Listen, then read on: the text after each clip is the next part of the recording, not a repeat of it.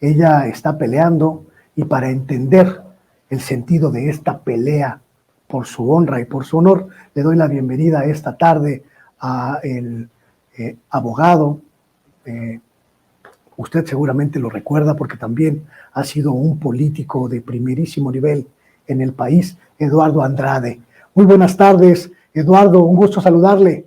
¿Qué tal, Luis Guillermo? Qué gusto. Por favor, háblame de tú. Me da mucho gusto tener la oportunidad de estar en tu programa. Te he estado escuchando y creo que todo lo que has dicho señala efectivamente una situación de carácter político. Yo también lo planteé desde diciembre, la embestida política, por razones políticas, lo repito, que tienen que ver con esta afinidad ideológica que además es natural, es algo que mucha gente no entiende.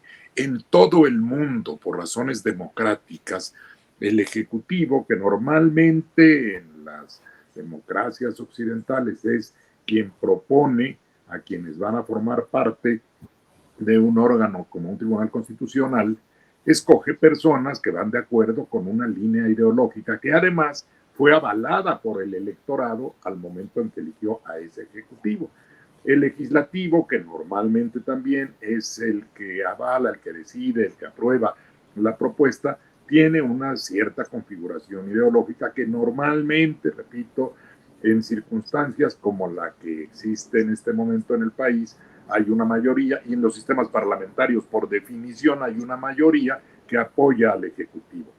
De modo que lo democráticamente viable siempre es que haya un consenso de tipo ideológico entre la persona que es propuesta para ocupar un lugar en el Tribunal Constitucional y quien hace esa propuesta, que en este caso es el Ejecutivo.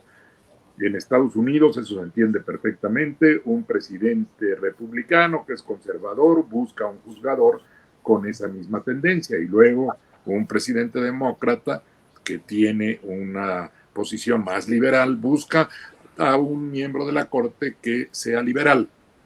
De modo que eso tiene una lógica democrática, es normal.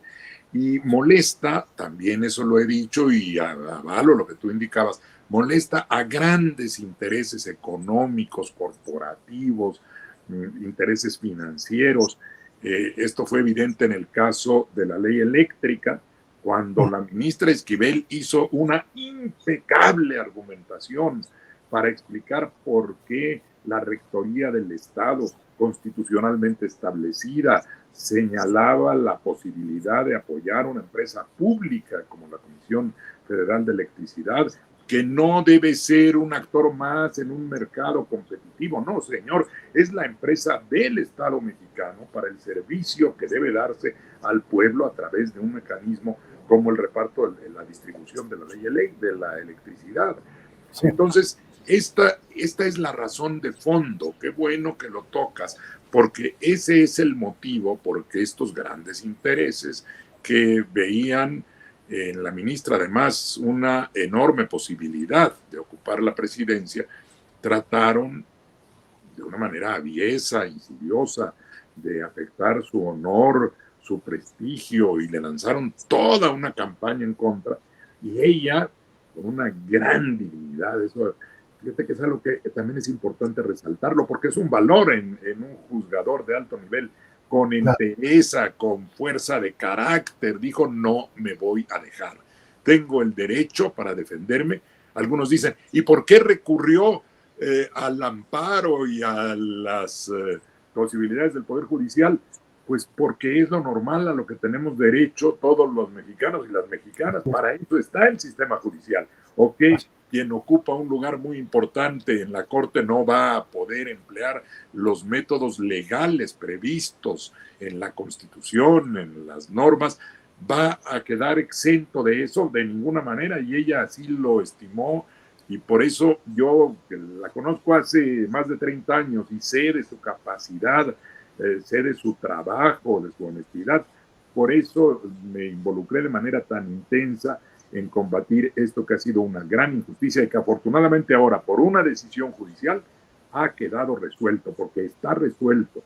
Dirá la universidad, bueno, a veces no me gusta decir la universidad, porque son los funcionarios en este momento de la universidad, quienes en algunos casos, y yo quiero salvar al rector, quiero pensar, porque lo conozco, que de buena fe se dejó involucrar y de pasada a la propia institución en un intento de desprestigiar políticamente a una ministra, que eso no le corresponde a una casa de estudios, y menos pretender invadir los territorios del Poder Judicial, que es el único que puede determinar quién es autor de una obra que está en disputa con motivo de la aplicación de la Ley de Derechos de Autor.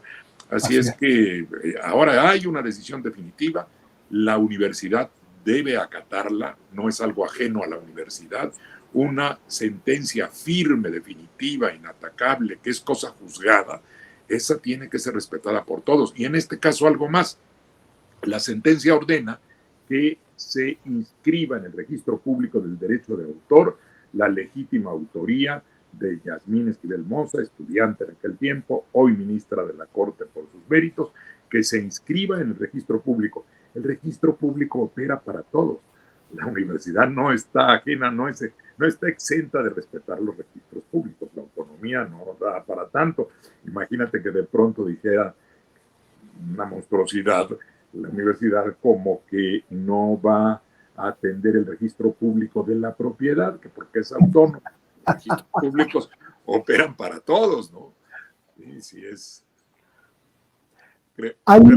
Pensé que ibas a decir algo, perdón. Hay una